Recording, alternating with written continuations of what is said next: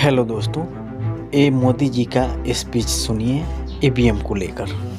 भाइयों बहनों, अरे दुनिया के पढ़े लिखे देश भी जब चुनाव होता है ना तो बैलेट पेपर पर नाम पढ़ करके फिर थप्पा मारते हैं। आज भी ये अपने आप परिचय दे रहे हैं कि हम एक अनपढ़ है। एक पढ़े लिखे देश क्यों नहीं इलेक्ट्रॉनिक वोटिंग मशीन को यूज करता है? आगे सुनिए।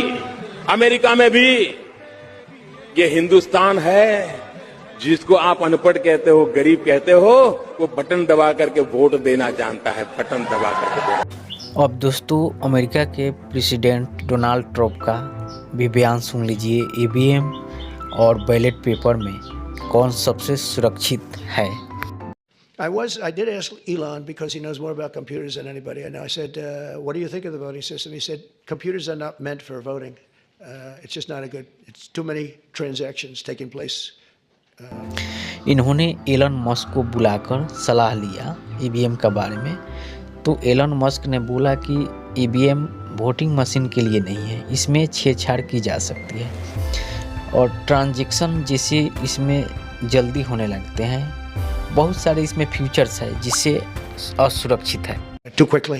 It's just not. He said honestly, and I've gone to the best people, the smartest computer minds from MIT, from others. My uncle was a professor for 41 years at MIT, and a brilliant guy, and I got to know a lot of the people up there, and they will tell you that the most secure way that you can secure the election, and probably the fastest way, because there can be very little hanky-panky, is paper ballots. Can you?